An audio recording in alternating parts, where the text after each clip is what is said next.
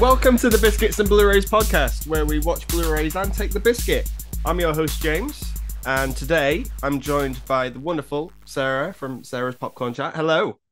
Hello, how are we doing? I'm very good, thank you. How are you? I'm doing good, thank you. The sun's out, so I'm happy. That's all good. It's too hot. It's roasting.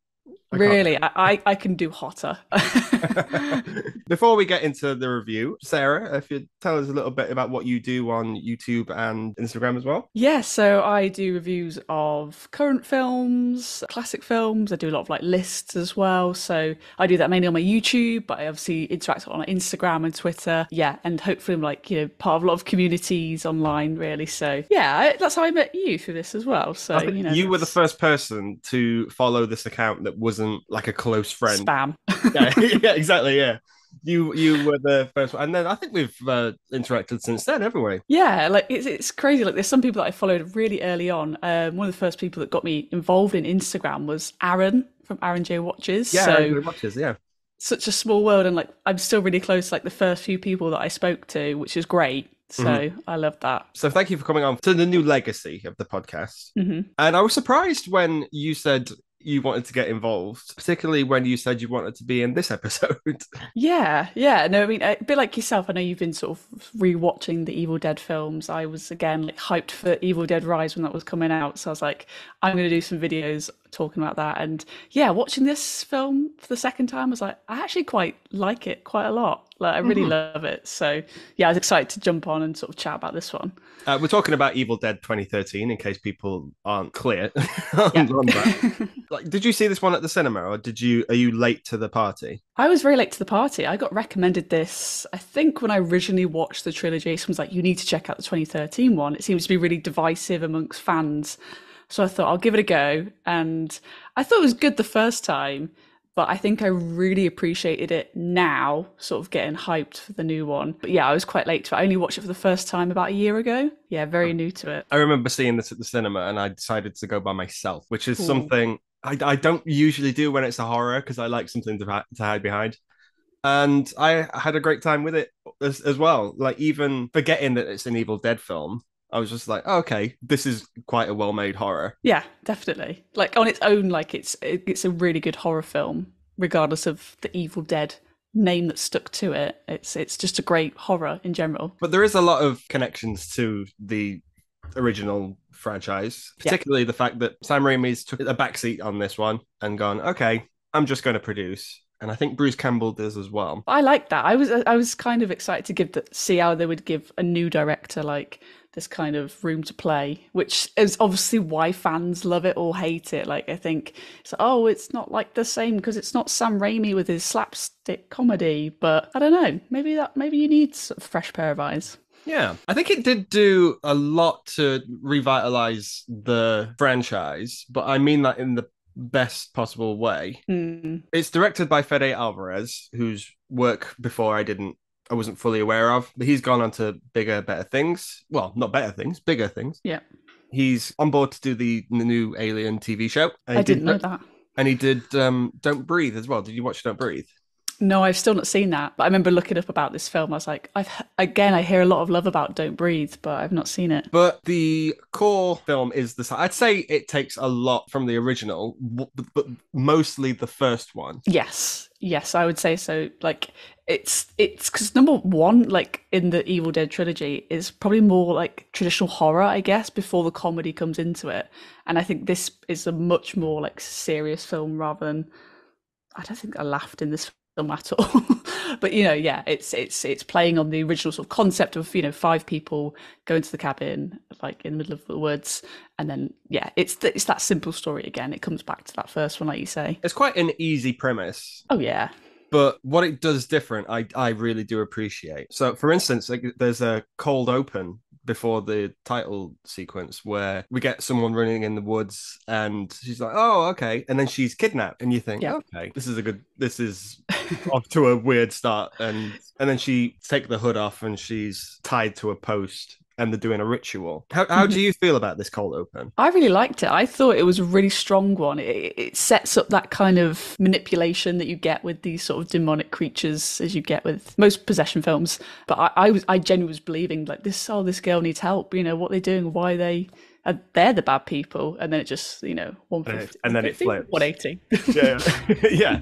In terms of the effects and makeup and such like that, there's obviously a bigger budget because of the world we live in. But the budget feels very small in comparison to most films made today. Yeah. I want to just ask you a quick question before we carry on. Do you think that horror thrives in a bigger budget, or do you feel like it's much more fun, much more creative for the people involved to have a low budget, and then that reflects better on the film? That's a really good question. There's a lot of films that I know that get sort of sequels, or people love the original so much, which is a lot of them start as like passion projects. Like, oh, I love doing this. I love making like creature features. People who love doing that sort of side of it.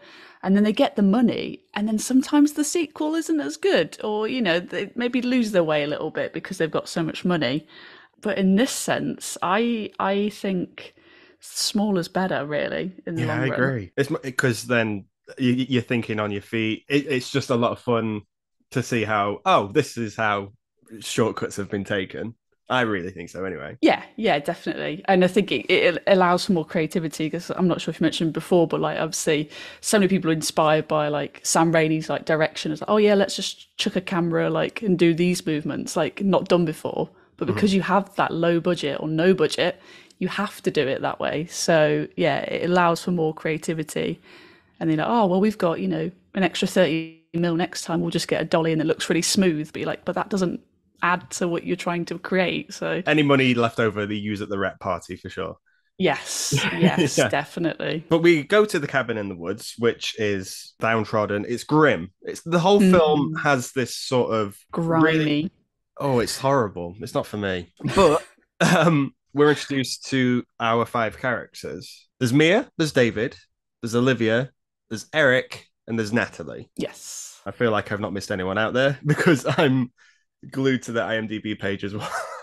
I don't remember most people's names, to be honest, in this film, but that says a lot. I'm not sure. There's Jane Levy, who is she does a lot of comedy as well. So it's interesting to see like the path that she's gone on like after this film. Like I was like, I loved her in this, thought she was great, but I was like, oh, she's really taken a different kind of genre after this. Maybe it's just something about comedy and horror just going hand in hand. Because a lot of comedians, I'm talking Jordan Peele, for instance, dips his toe in the horror one quite a lot. David is played by Shiloh Fernandez, Olivia Jessica Lucas, Lou Taylor Pucci, I think I'm saying that right, is Eric, and Elizabeth Blackmore is Natalie. But no one is the real front focus from the get-go.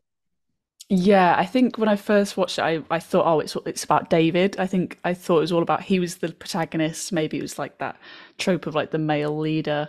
I don't know. I just thought he was the protagonist, but it feels quite balanced to begin with. But I think later on we do get who clearly like this story is about. I think we do get a shift, like quite close to the end. Yeah. Yes, we do. But this isn't unlike the Evil Dead films. When I spoke to Kat on the Evil Dead episode, it was 5 people, and Ash was watching most of the action take place. And that's true. And he didn't really step forward until he really had to. Yeah, maybe that's another part of it. It's like why it's so similar to that sort of original kind of film is just, maybe the hero is kind of hidden in plain sight in some ways until they have to be called upon. And they're like, this is my moment. Gotta step up. But we're not at the cabin in the woods to have fun and, like teenagers do.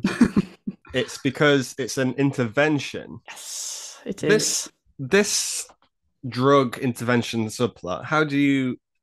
I personally think it worked really well. I think it works really well. Like, I've not really seen that in terms of possession films or TV shows or anything like that. So I liked, and I think it works really well for allowing, to be possessed, because she has that sort of weakened emotional, physical kind of system going on.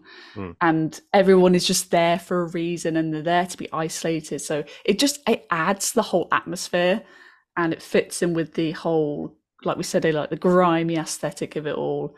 I think it's like a perfect way to sort of link in the Evil Dead kind of narrative. Mia is the one that's addicted to drugs, so we do the whole thing where we pour all the drugs down the well. Bye drugs, and we're going cold turkey. Which, if you've seen Trainspotting, no, it doesn't always end well.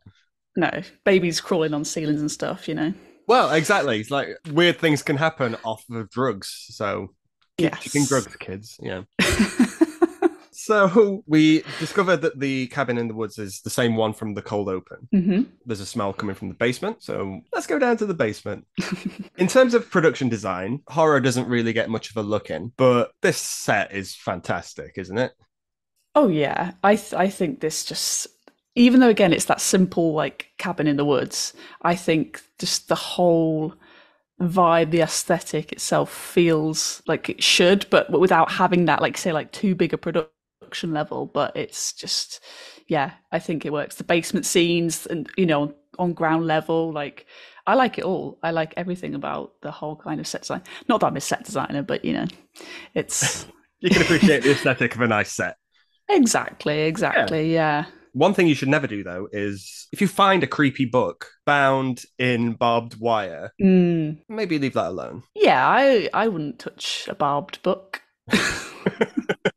Someone's getting a t-shirt. Yeah.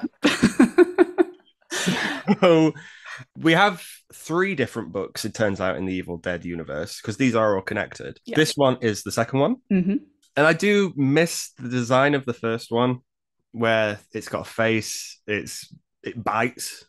Yes, it does. Because it reminds me of the book, in Hocus Pocus, which kind of has like the eye and like the teeth and stuff, or like Harry Potter or something. Like it's that kind of style, isn't it? Those sort of books that either have spells or kind of Book of the Dead, obviously. Like, yeah, they always have this aesthetic of it all.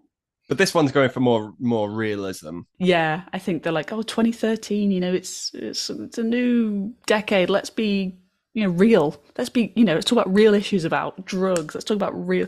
And I think they're like, oh yeah, let's try and get that in the book design as well. But bear in mind, the last Evil Dead film we had was Army of Darkness, which is bonkers, right? Yeah, it's pure silly. Take it, some people think that's their favourite. It's not my favourite, but it's fun. I'll say it's fun, definitely. So yeah, it's a definite jump in tone in terms of what they were going for. Yeah. Silly idiot, I forget his name. Eric decides to read passages from it as he's finding a hobby to do. Meanwhile, Mia's really struggling with this cold turkey thing. In terms of performances, horror, we understand that horror doesn't get recognized. We've signed on to that now. Jane Levy in this is giving it everything. Oh yeah, 100%. Like she is insane in this. The range that she has, like from the whole, she has to put on like a front of like 5 different characters and all these emotions and stuff. She's insane in this. I don't know if you've seen any of the behind the scenes footage, but when she's skipping ahead, when she's possessed and she's in the basement, they filmed her for 15 minutes just going mental, just doing giggling stuff and screaming. Oh, wow. Things like that. And then at the end of it, she just said, I'm done, and would just start crying. Oh, okay. No, I've not seen that. And it's like, okay, but she's very happy to work with Fede Alvarez again in Don't Breathe. So okay. It was done for the best reasons, but poor girl. Yeah, she clearly had to take herself into that sort of mental sort of state of mind. But yeah, imagine that must have been absolutely draining to do that then for however many months they filmed this. Yeah. But she's the first to get possessed once these demons come into play, once the translation's been said. Once she's possessed, we do get into familiar territory in terms of story beats. So they are picked basically out of the original. How do you feel, first of all, about the tree scene in the original? Yeah, again, it's very similar in this one, isn't it? There's some connotations you can make with the kind of vine leaf branch and stuff that feel a bit uncomfortable to me. Yeah. Yes, it feels very much a personal attack, and and I think that adds a lot to that character's experience in terms of but yeah, it's pretty full on, I would say. It's full on, but I think in this one it is toned down slightly.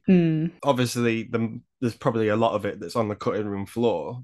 But if you have to do it, if you really have to do it, because I think people would kick off if it's a remake of Evil Dead and it's not got a tree scene. But if you have to do it, then do it like this, right? Yeah, I think there's more motivation for it. There's more cuts away, and I think they allow you to have some sort of you're clever enough as an audience to know what's sort of going on, and like I say, the sort of associations with that all, and and they do that. They do a similar thing in Evil Dead Rise, I think, don't they? But obviously they change it for the setting. Evil Dead Rise, I feel like it's just sort of you blink and you miss it, but it is there. Yes, and it's not as bad. And yeah. When I do the Evil Dead episode, I'm going to bring that up. So thank you for reminding me. But Mia is not having a good time. She's run off in the woods, but she's the first to be possessed. There is a presence following her, and I think it's the first time that the Evil Dead films have gone, okay, she is seeing this being, this other like creature. Yeah, because obviously we see it more from like POV normally, don't we? Of this sort of thing zooming through the woods and whatever, and it adds a lot more sort of scare factor to me. Seeing this kind of very much reminded me almost like the Grudge kind of vibes, like in terms of the aesthetic. So it adds a scary level, but then at the same time, I think it feels a bit generic in some ways in terms of horror. Like it falls out of the Evil Dead kind of aesthetic and style of every sort of the story beats, and it falls more into more of a generic kind of there's someone there with long hair and dark, you can't really see who they are. I completely agree. I mean, it's interesting to change it up, but it didn't really work for me. That I agree. So Mia's back in the cabin. She's like, oh, there's something in the woods. There's something in the woods. And no one believes her because people think she's having withdrawal symptoms from these of the drugs and things like that. And I think that's a very interesting way to play off the, oh, we don't believe you sort of thing. Like her imagination would be going crazy. Obviously, we know there is a problem. Yeah, it's interesting, like in terms of like their friendship, and obviously there's that they make remarks that they've done this before. Well, her friends have, maybe her brother hasn't, but they've been through that sort of situation with Mia.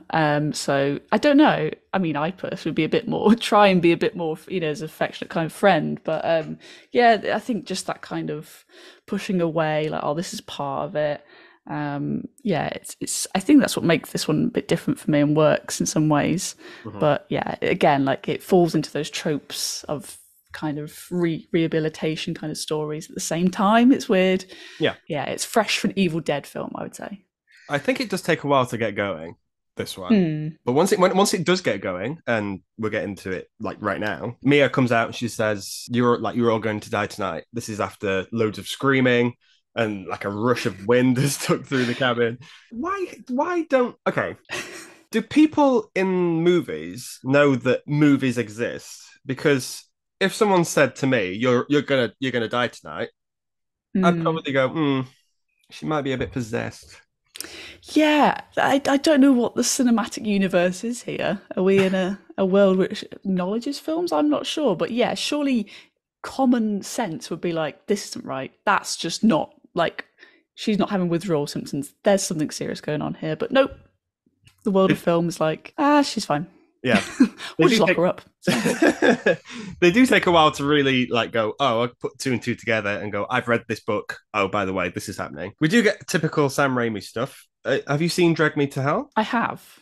once, yes. Once. What is once enough? No, I want to revisit it because I remember it being kind of silly. Yeah, it was more that kind of comedy horror. But I was just remember being so surprised by it. But yeah, I do want to watch it again. Definitely. We do get a lot of vomit to the face. That makes me laugh, that sort of stuff, just seeing people get vomited. It does me. I know it's supposed to be like, oh, they are, can you imagine? But like, Yeah. it's like that's really funny. Into the cellar she goes, and she spends most of the film there. Yeah. So everyone goes, okay, we need to chill out. Let's go to our separate rooms and just relax a little bit. Olivia is the next one to get it. Mm. This is, I think, the most grotesque part of the film. Yes, I think this is pretty gruesome. Yeah, I'm normally quite good with like body horror, gore, that kind of thing. It doesn't really affect me too much. But this one, yeah, it's pretty gruesome. And a lot of people are a bit sensitive about, you know, those sort of what they call like smilers. Like, you know, people do Yeah. those things. Yeah, it's anything to do with like the mouth. It's gonna. But we established that this is all planned out. So someone is going to get possessed. Someone is going to take a knife to the cheek, sort of thing. The sound design in this is particularly exciting. If you're into this sort of thing, where you can hear slicing and chopping, like just before you know what's going on. Leaves a lot to the imagination, which I like sometimes. It's like we don't need to see everything. Yeah, but we do. Yeah, Olivia's in the shower and she's using a broken mirror to really hack away at her cheeks. Yeah, she just wants to be the Joker, you know. Eric walks in and she's like, and go, oh, what are you doing? This is crazy. He slipped because, of course, he does, right? Of course, he falls in the moment. But whenever someone falls over in a horror film, it's always onto something that stops them being able to get up and walk away. This guy gets it. This guy gets it like put through the ringer, and you know. Oh, he does. Yeah, he gets the shit kicked out of him. Rightly so. You shouldn't be reading out of books made out of skin, you know. So what you're saying is, if you read, you deserve to be beaten up. Is that what you're saying? Yeah, all nerds should be beaten up. If you can speak Latin, you've got what's coming to you. Yeah, I think that's fair. We do get a syringe to the eye. And oh yeah, they love an eye kind of horror in Evil Dead, don't they? They love to just sort of. I think it's because I think they know that people don't like eyes. So yes, if you do something with it, you're gonna go, oh, okay. Whoa. That's the ultimate, I think. Like, I don't mind an eye popping. Yeah, it's when something thin goes into it, like a needle or. But Eric decides to then take a smashed sink, I think, and just beat the shit out of her. Yeah. So we're one down. Dead. And it's a shame because I feel like she didn't really get much to do. Yeah. She didn't really have much. Besides having that conversation with David earlier on about, you know, we were there for Mia. Where's the rest of the character story? Like, you know, what's going on there? Also, she's the only one that's medically trained. So let's take her out first. Maybe the demons know exactly what they're doing. If we get rid of the medic, they are pretty smart, to be fair. So Eric is beaten to a pulp, basically. Mia's still in the cellar. It does pick on the women first, which is typical of the Evil Dead franchise. Is this something that I'm not a woman? I can't possibly say. Do you feel like this is like, oh, why are they picking on the women first? To be honest, I've never really picked up on that. I'm normally quite sort of hot on if there's any kind of like, oh, that seems a bit, you know, maybe a little bit backwards. But now you've said it, I guess. I mean, this one it makes a reason for Mia to be possessed, who just happens to be a woman. Like that character could be anyone, I think, really, because she already has a weakness. But I guess there is a pattern emerging where they're choosing women. Are they saying women are weak? Sam Raimi? I don't know. You could write a strongly worded letter. Mr. Raimi. Natalie gets it next. So first of all, she goes into the basement because Mia's doing the whole, I'm okay, actually. Yeah, throwing the voice, basically. Oh, it's so good. And I don't know if any other horror franchises do this. The whole, I'm pretending to be okay, but I'm not okay. Is it typical of Evil Dead? I think it is. I mean, I love like in the originals, like the kind of the voice modification anyway, which they don't. This is a bit of a modern one, but I love the playful nature of like these sort of like demonic creatures, and it makes it funny. And I think that's the sort of lightheartedness in this part. Well, if you're an Evil Dead fan, at least you're like, oh, that's quite funny. But if you were someone that just came into this film not knowing what Evil Dead was, I think you'd still find it terrifying. But yeah, I think that was a little bit funny. Yeah, I love the demons. Once she's in the vicinity of Mia, Natalie knows that she's made a mistake. We do get a drop of the C-bomb, which I don't... Cheeky. Here's the thing about Americans. The C-bomb it doesn't have any impact. Not here. Not here. So anytime they say it, it's like, oh, that's nice. Yeah, bless. She's being affectionate. It's fine. They do it in Rise as well, and I'm like, oh, yeah. It's cute. I see what you're trying to do, but it doesn't affect us UK audiences. This is where we get the most poster-worthy bit, is when Mia is being threatened with a Stanley knife, and Mia grabs it off Natalie, licks it. Oh, it's horrible. Yeah, it's like, those people that have like split like lizard tongues. That's what I thought. Oh, is this what happened to them?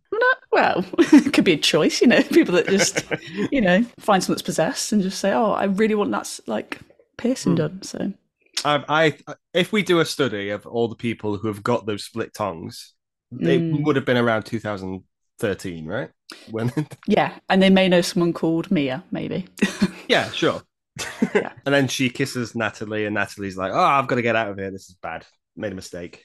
I can't really remember what happens to Natalie's hand for it to then wither away and get possessed. Yeah, I can't remember how, because obviously that is a common thing in the Evil Dead, isn't it? Like, you get possessed, you need to chop that bad boy off. But I can't remember how that initial thing is. But yeah, some kind of transfer of blood or bite or something. I don't know. I can't remember. But all I remember is what precedes that bit. So yeah, I want to say it's a bite.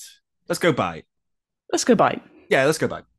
So her hand's doing the whole Ash thing where it's like twitching, and which is very good physical acting. It's Love really it. What to do. And Mia's like, oh, you should do it. Like get possessed or whatever. Like everyone, which is Natalie is very good at first aid training because she runs it under a cold tap. Yeah, like a burn.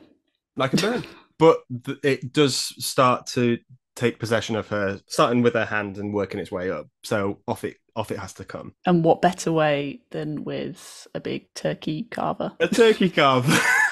They can't cut through like arms, right?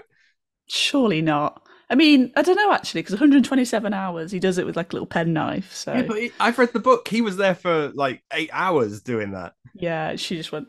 Yeah, but it cuts out. It cuts out the electricity, and then she's armless, but she's not harmless. No, or is she? Oh god, yeah, because anyway. Eric then confesses to David, like, I've read a book and it's all my fault. I was like, yep, you nerd. these nerds, man. he's the worst kind of nerd because he's got the glasses and like shaggy long hair. Come on, man, he would have got bullied. Yeah. Exactly. But he goes, oh, it's all my fault, and this is what we have to do: body dismemberment, or burial, or trial by fire, which are the three options. Of course, there's many rules go. If you've got the flu, how else do you get rid of the flu?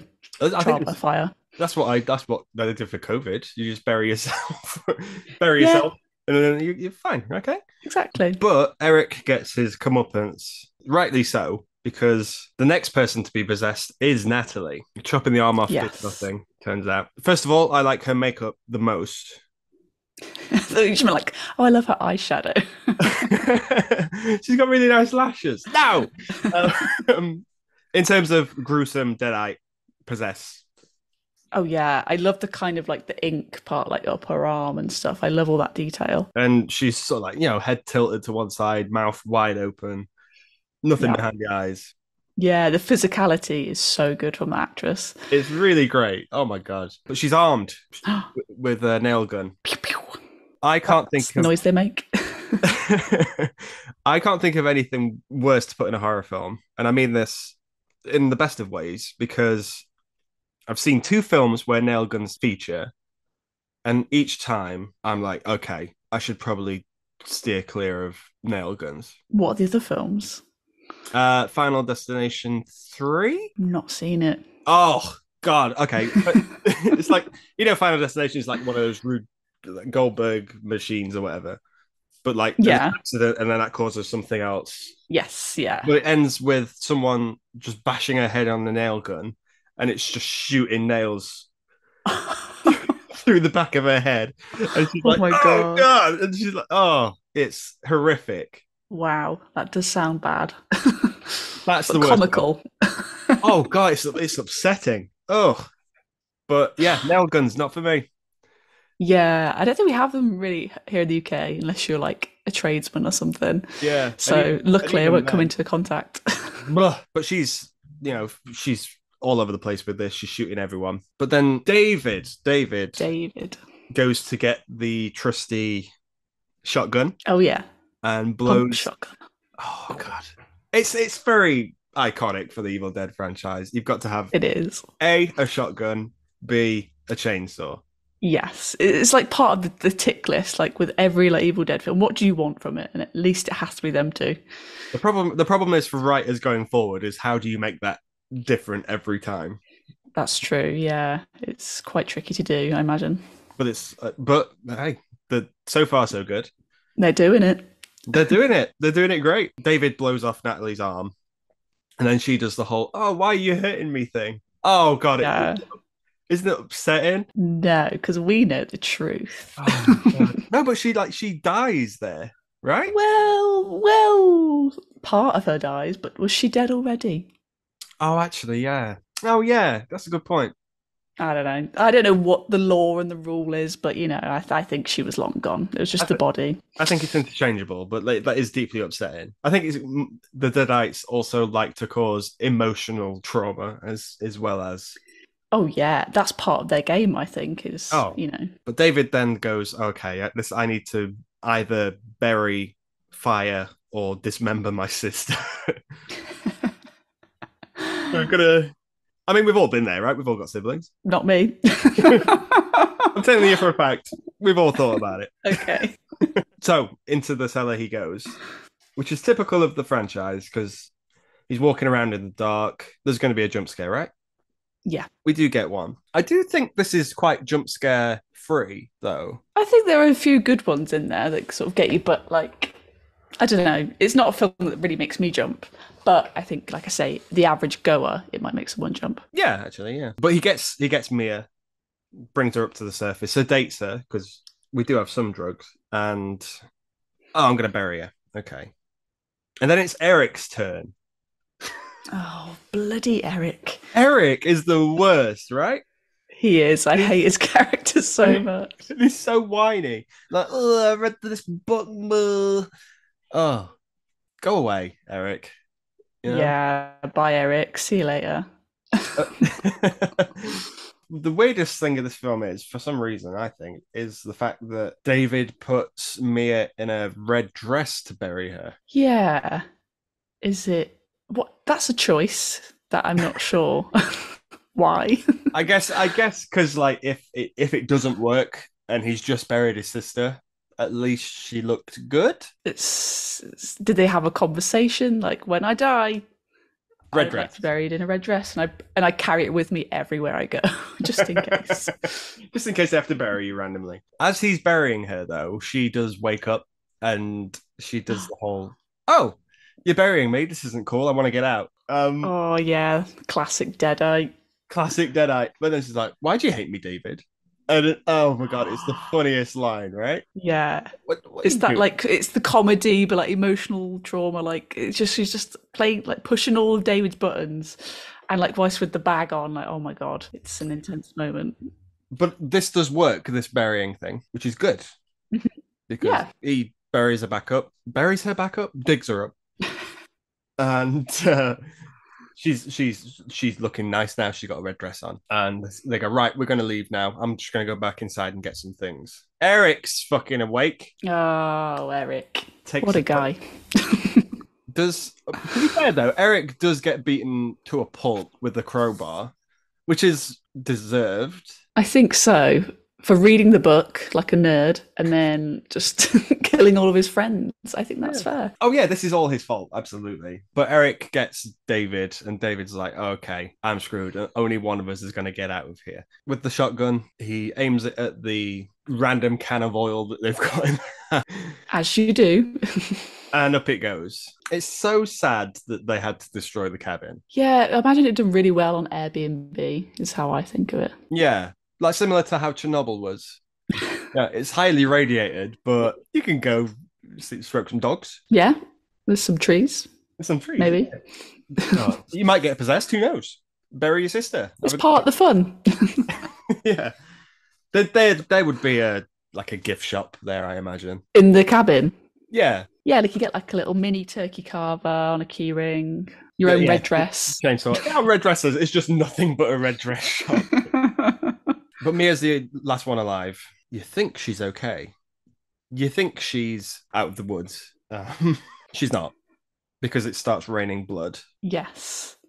Now, what a scene.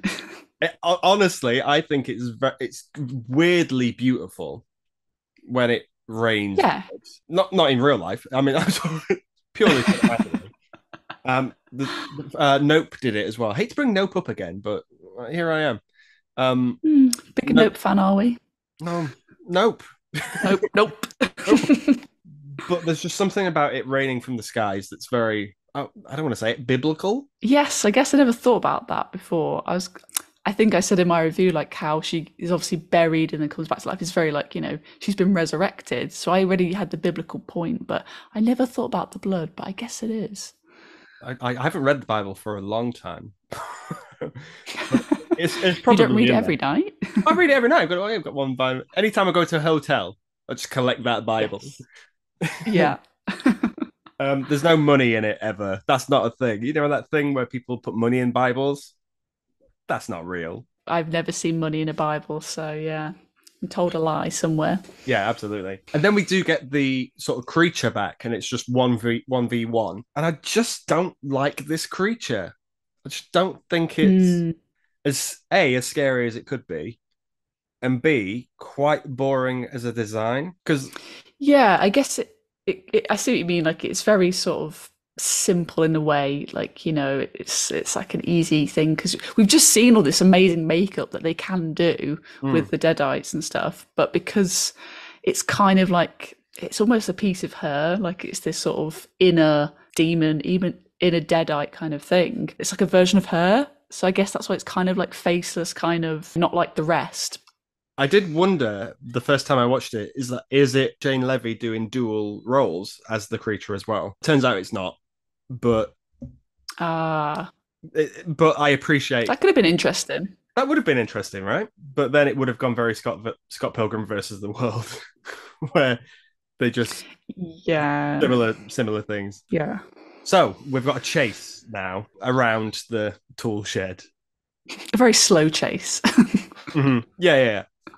Why can't she go faster than that? Maybe she hadn't eaten that day. I don't know. Actually, yeah, she would be very lightheaded. Yeah, but she does she's taking a knife across the knee. She's right. Oof, and it does the sort of squeak sound effect as well. Yeah.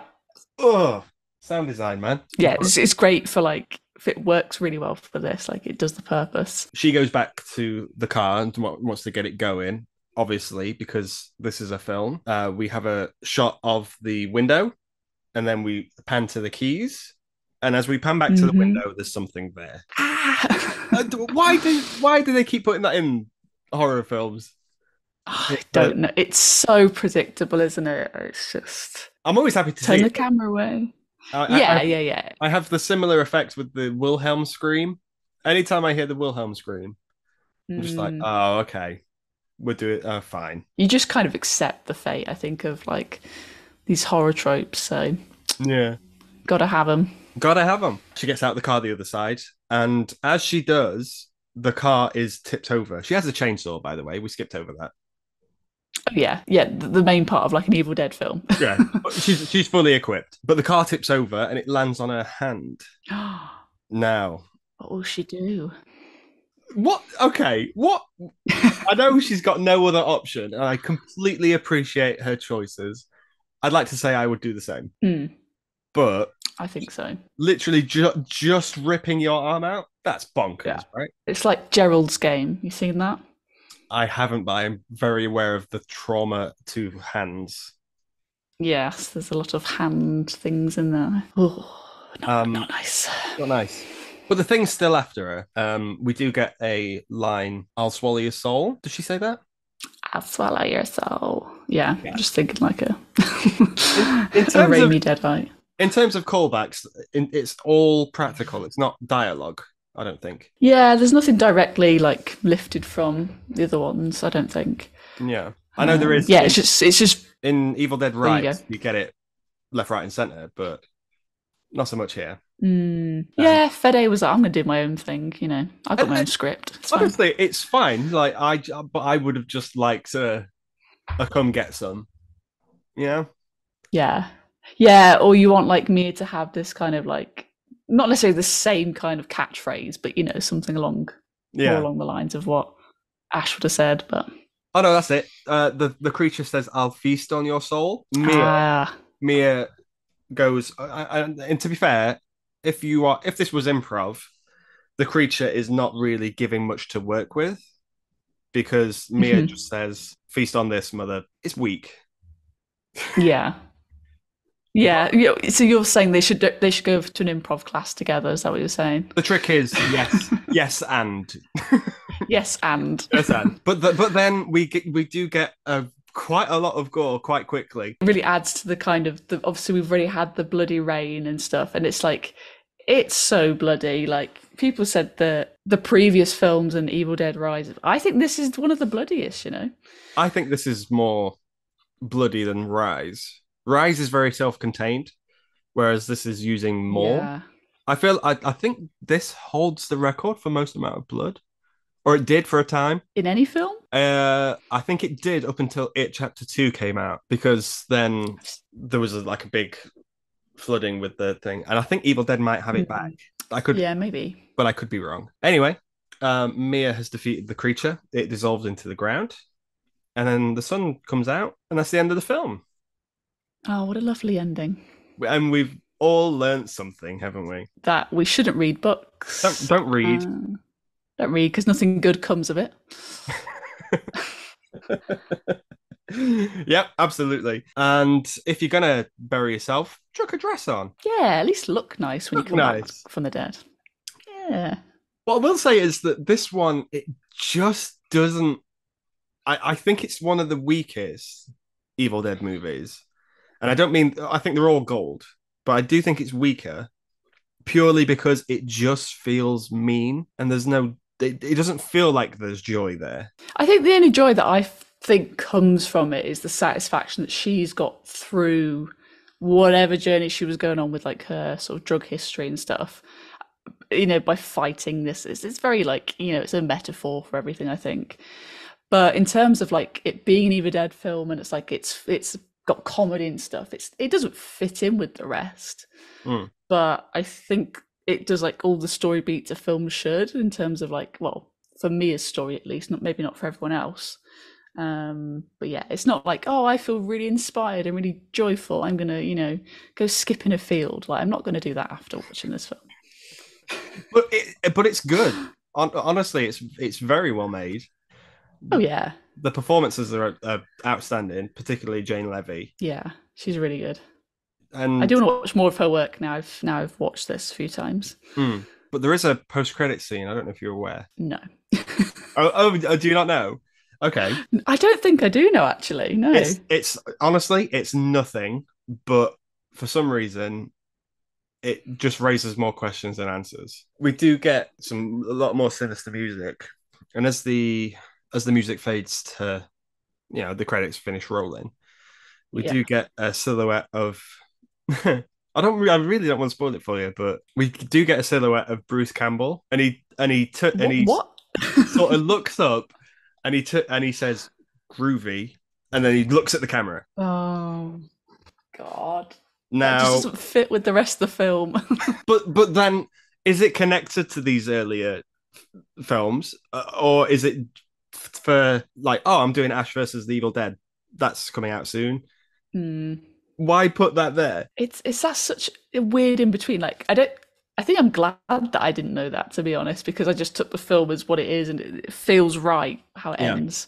That just feels so out of place. But like you say, maybe it's like the jumps, like the TV part that they eventually do. But yeah, it's like, oh yeah, this film's great. Like it stands on its own, and then Samura's like, I'll film a little bit Bruce just to make the fans happy. But This is all connected. Obviously, we've got this is the second of the three books that we've had so far. But it does feel like the Evil Dead franchise is going more anthology, and I think that's the best thing it could possibly do. Yeah, I like the kind of, it's like, oh, we're not exactly remaking, the original every time.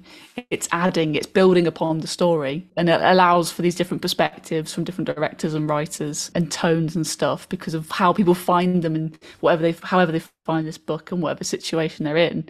Like it works for them, and by having three books and maybe there's more, I'm not sure. Yeah, it could really sort of, it works for the universe without sort of like stepping on its own feet, I think. I think it lets people create stories that really take this franchise into different places, and I think anthology wise, I think we have to stick to it. We can't possibly go back to the comedy of first three, but Yeah.